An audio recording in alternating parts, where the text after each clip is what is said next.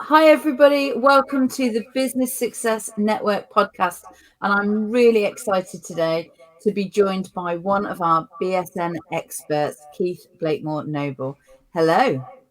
Hello, hi, lovely to see you, Stacey. How are you doing? I love that little jazz hands there. For those of you that are listening to it rather than watching it on YouTube, there was a very big jazz hands there. We love that. Keith, as I just said, you are our um, mindset expert. You are our face the fear expert, if you like, within our community. And I've been dying to get you on the podcast for a while now because you've provided us with some really great content over the years. You've been in the magazine, and actually, we've networked a lot together. So I just wanted to get you on here and you know let other people have access to you. Really, Oh, tell us a thank you. bit. Tell us a bit about you and what you do to start with. Oh, now that is a good question, isn't it? Where to start? Good question. Yeah, I live up in the northeast of Scotland, Right. which is where I was way up north, halfway between Aberdeen and Inverness. I was born up here, lived here for 18 years, moved south to go to university for 3 years, ended up spending about 30 years away. Finally moved back home about 6 years ago. Um, I worked in IT for many years.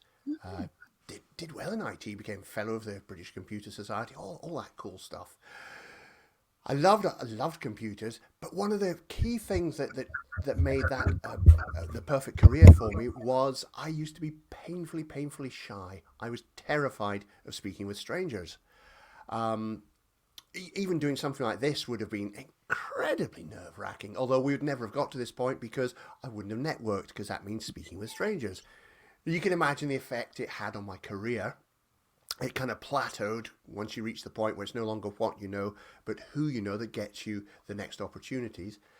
And also around about that time, I rather foolishly went along to a Christmas party. This was kind of just before the days of Facebook.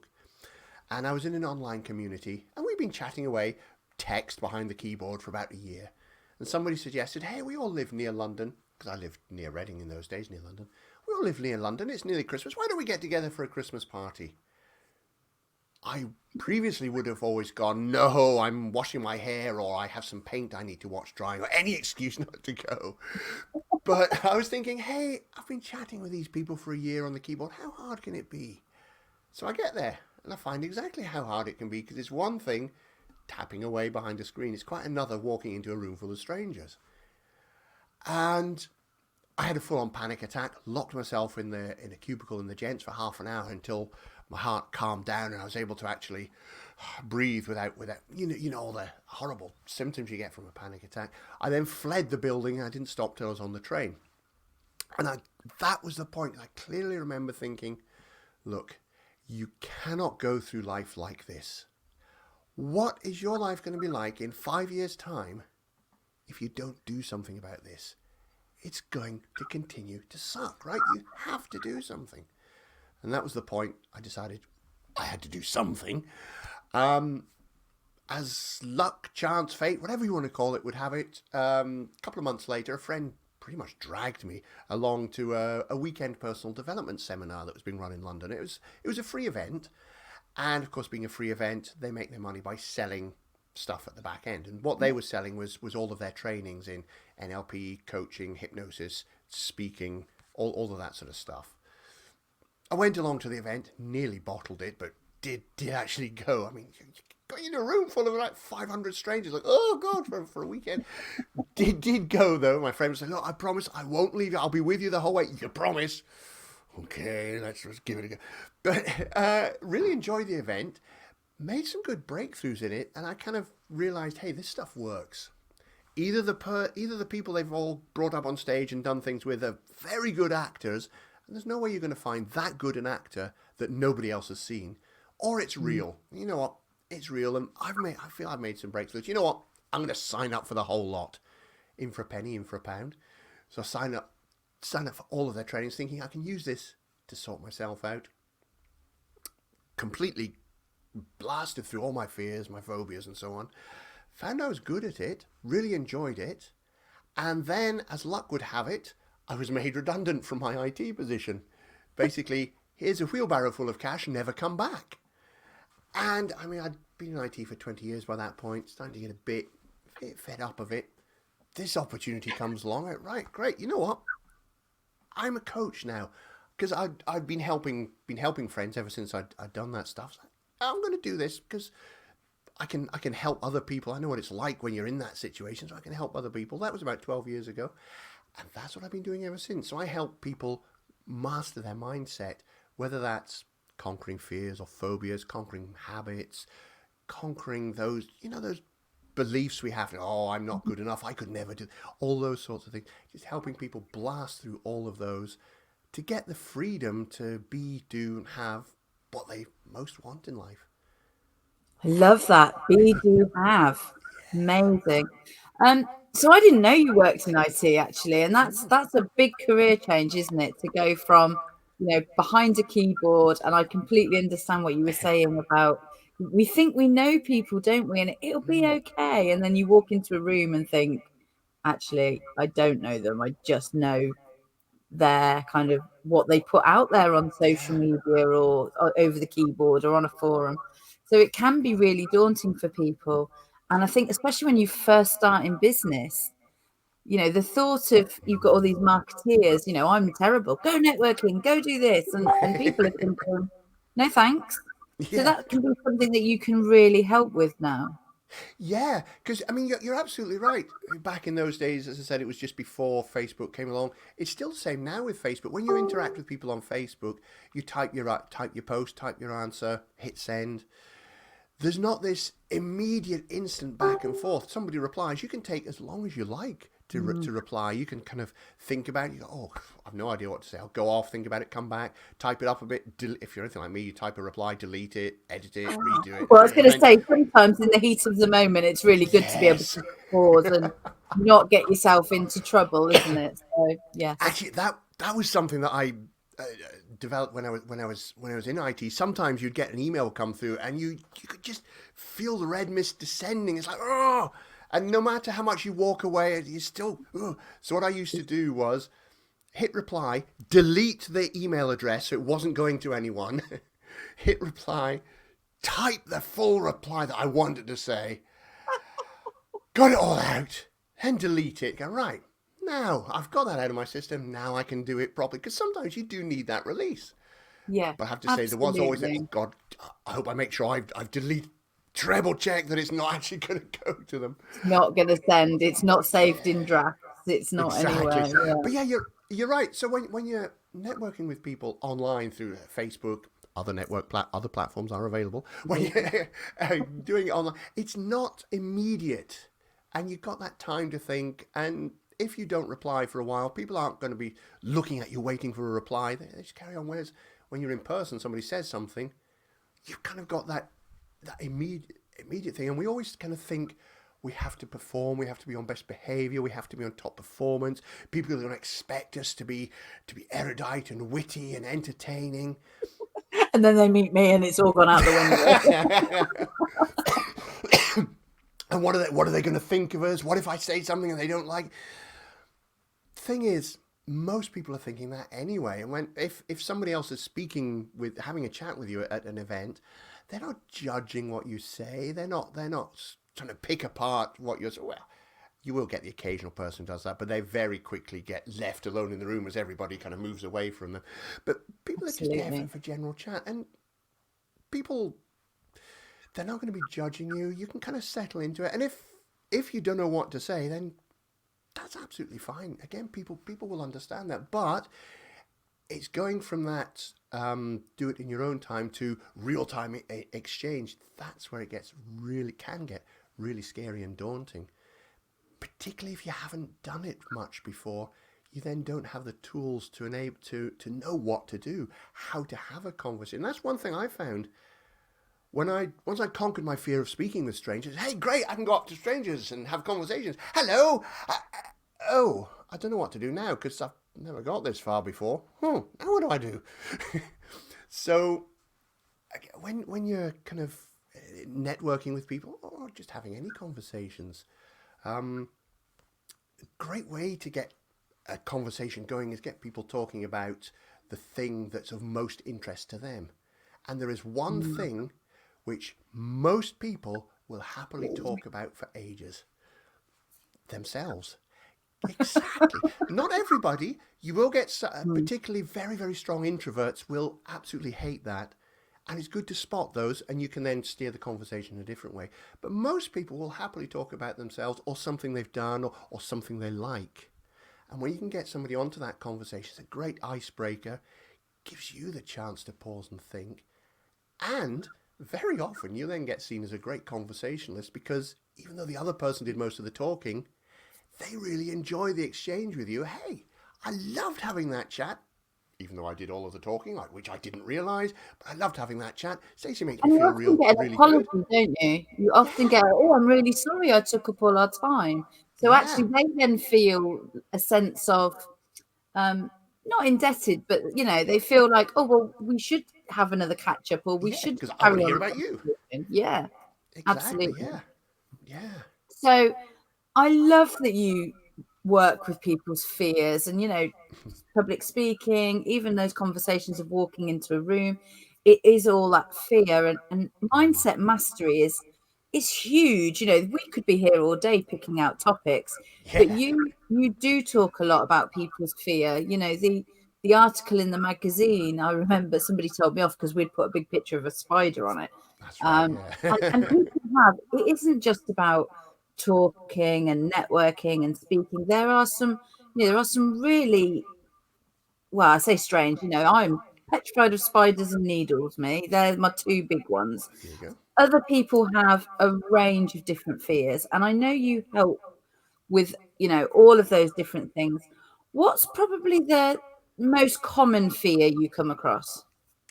Got it. So I'm gonna mention two because it kind of depends whether you're coming from a personal perspective or from a business perspective. Yeah. From a personal perspective, spiders is one of the most common. It's a toss up between spiders and heights. Oh, Probably more people come about spiders because they're harder to avoid than heights. If you know you're scared of heights and you're not that bothered about going up high things, yeah, you avoid it. Spiders, they get everywhere. they do. So that's the most common in kind of personal life. And in a more business environment, standing up and speaking in front of people. That whether it's on stage, whether it's addressing the investors, whether it's standing up in the weekly or the monthly meeting, corporate meeting, and laying out the case for what your department's done and what they need. People find it so terrifying, public speaking. There's that old, I think it was Seinfeld joke that they did a survey of the top fears. The biggest fear was dying. The biggest fear was public speaking. The second biggest fear was dying, which means if you were at a funeral, you'd rather be in the coffin than giving the eulogy. Yeah, and I can imagine there is that. And like Yeah, you say, I mean, it does come with experience. The more you do it, the easier it becomes. But for some people, there is this absolute fear. And like I said, I know my fear of spiders is irrational. And actually, since having children, I've really tried to not show that I am scared of spiders. Because I know full well I learned my fear from my mother. absolutely. She Yeah. cannot even look at a spider without going into a sheer panic. Mm. In fact, I remember her once watching a program and there being a panel of three people and they were talking about spiders and she was already kind of up the sofa like this. Yeah. And there was Yeah. one guy that hadn't spoke, and right at the end, he opened his mouth and a tarantula came out. Oh, It had good it sat lord. there, Yeah. and she, like you say, absolute panic attack, absolute meltdown. So for me as a child, seeing that, spiders are the root of all evil. Mm. But Exactly. um, it is hard. It is hard to not pass that down to your children. So actually getting help for something like this is fantastic. Now, I know you want to help as many people as possible with their mindset. So, and I love a really positive mindset. I'm all for this kind of stuff. And you're doing something new. You're bringing out a magazine. Yes. We've got to talk Yes. about that. I'd love to.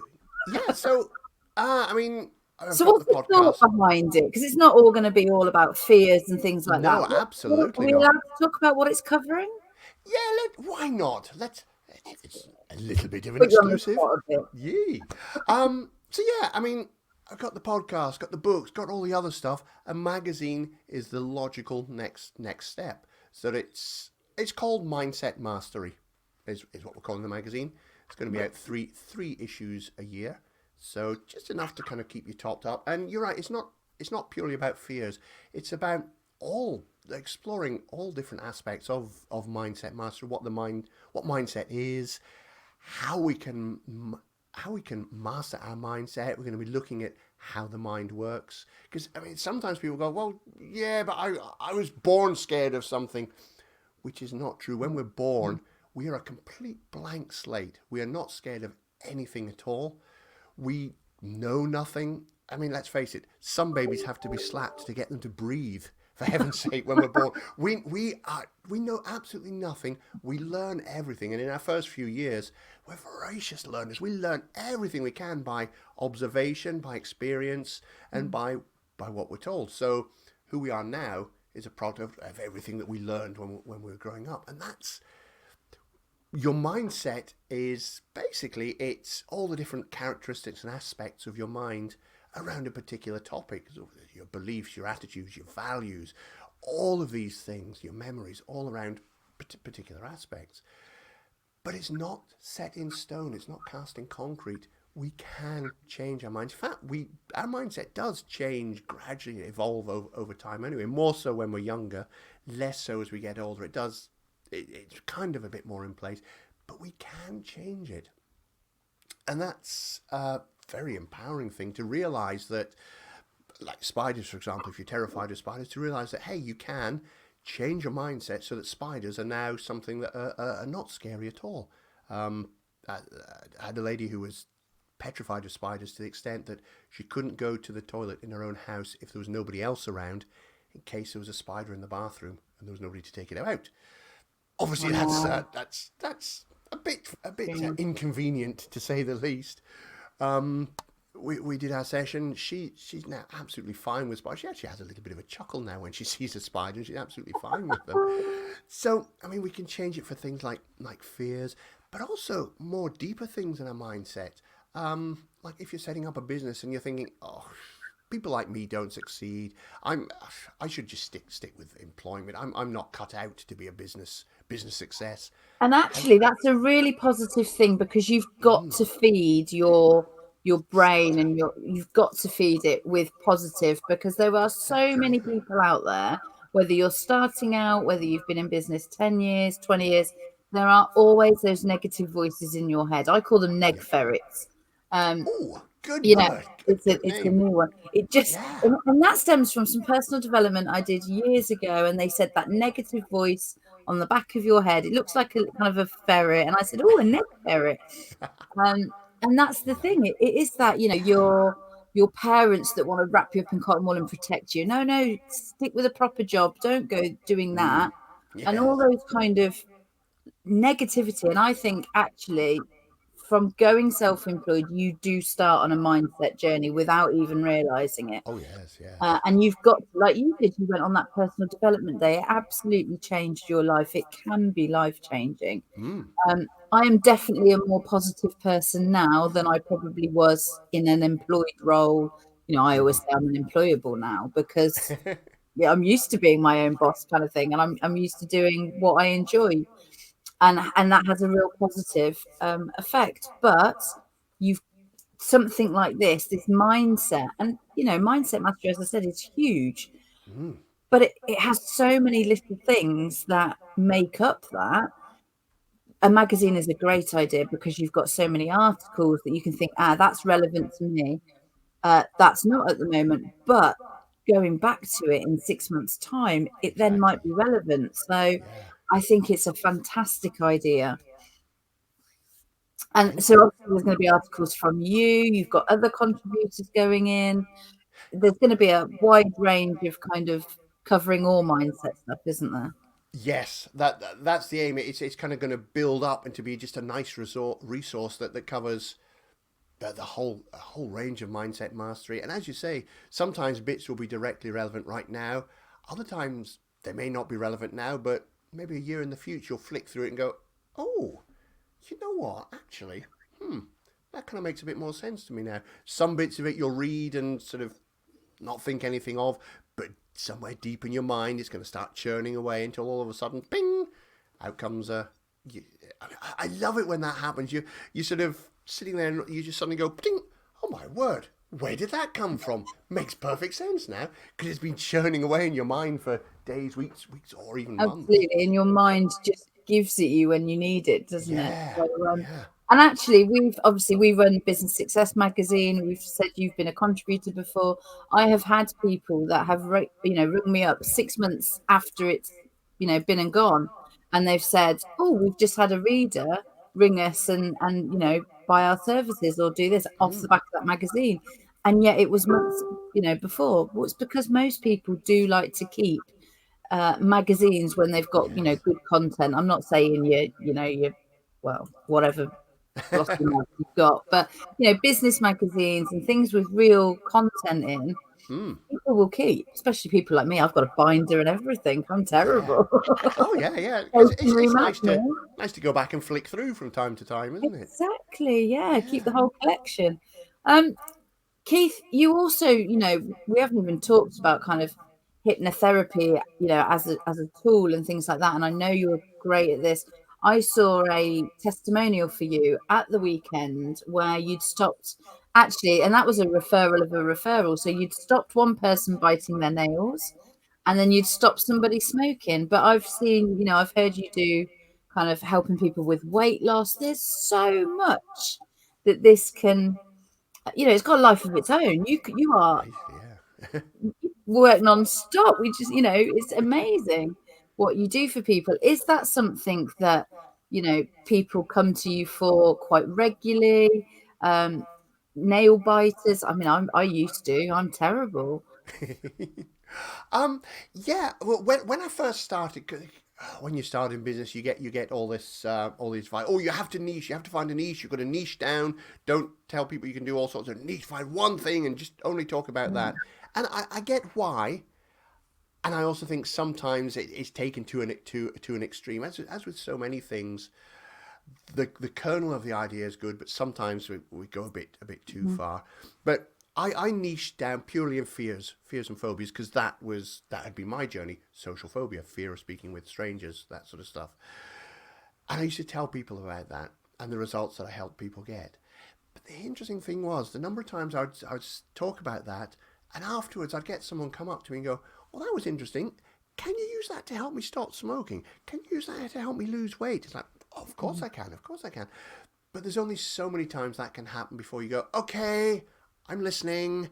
People want this as well. So that's why I've now transitioned it into mindset mastery, because it's about mastering those aspects of your mindset, that the things that are holding you back, that when you conquer it, you're gonna break through, whether it is conquering that fear or phobia, whether it's quitting smoking, whether it's changing your mindset to be, you know what, I can succeed, I can do this, I love standing on stage speaking, I can make a successful business, whatever. The key thing is you have to want to make that change. I think, yeah. Go on, sorry, Keith. That's all right. People I won't work with are people who go, yeah, let's give this a try, see what happens. Go on, see if you can fix me. It's like, no. You'll be wasting both our time and you'll be wasting your money. If you're want like to make a change, do or do not try, Master Luke. That's the one, yeah. Because something that's important to remember is none of this is something that I do to people. I wish there was a magic wand. I wish I could wave my magic wand and go, Stacey, you are absolutely fine with everything. It doesn't work that way. But think of mindset mastery as your sat nav. So you get into your car, you program in your destination, and you sit there, and you're thinking, we're not moving. What's going on? What? Oh, I've got to follow the instructions. Oh, okay. So you follow the directions of the sat nav. If you follow the directions, you and the sat nav will get to your destination. You have to follow the directions. You also have full free will. If at any point the sat nav says, take the next turning on the left, you go, you know what, I'm going to see what happens, see if I can turn right. Yay, I can That's do it a right. guy thing, I think, and I might get shot down in flames here, but that is a man thing. My husband does that. I'm going, it says turn left, and the sat nav's getting quite irate at this point. Turn left, Yeah. turn left. You haven't turned left. And he's going, oh, I know a quicker way. And it never Yeah. is it? It's not. But I suppose, that's all relevant. And there will be people that think, oh, I can skip the steps and not do that piece of homework. And it doesn't work, does it? It doesn't know. They quickly come unstuck.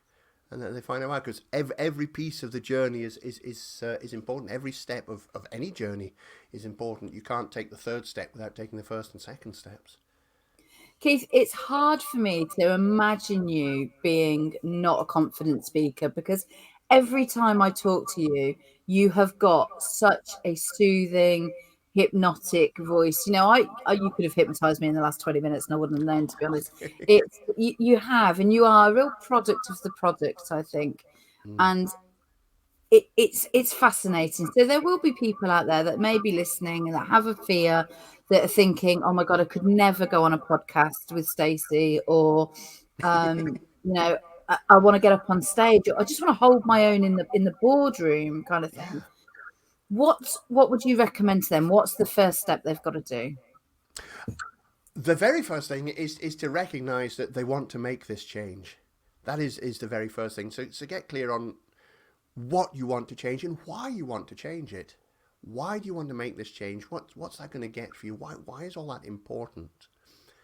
And the reason for getting clear on those things is any change that we make, sometimes there will be easy bits, sometimes there will be harder bits.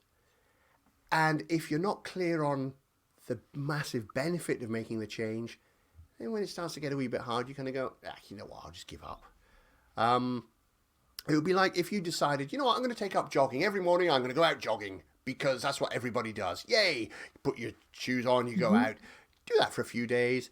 Then you wake up one morning, it's like, oh, God, I had a bit of a sesh last night. I'm not really feeling it. And it's pouring with rain out there. I'll give it a miss today.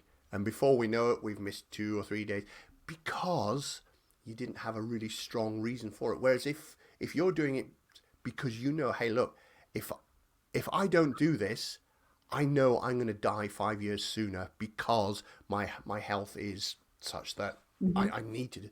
Then that lying in bed for an extra half hour is like, sorry, I'm going to be lying in a coffin for an extra 5 years if I don't get out. I'm doing this. I don't care that it's raining. It sucks, but being dead 5 years sooner sucks even more. So get really clear on why you're doing it, what the benefit is, who it's for, and how that's really gonna help you. Sometimes even just focusing on that is enough to get you over that initial hurdle, and then it starts becoming easier because once you've done it the first time, you realize, all those things that I was fearing, I made them up in my mind and they didn't actually happen. Maybe I can do this. Sometimes that works for people. Sometimes it doesn't because there's deeper stuff that we need to change, in which case, reach out to somebody else who's done it before. Hey, how did you do that? How did you get around to doing it? How did you overcome those problems? If you've got a mate who does it, or get in touch with somebody who can help, such as me, or if not me, this would be a brilliant time, Keith, to share where they can find you. So if somebody's watching this or listening to this and thinking, okay, I need to speak to this guy, where are they going to find you?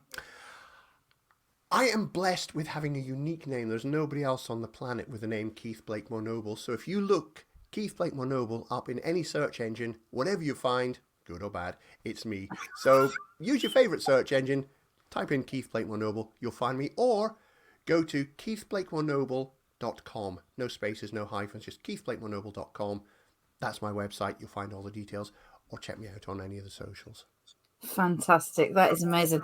And who'd have thought, we've been chatting for 29 minutes now, 30 minutes, and you have led this absolutely as I wanted you to.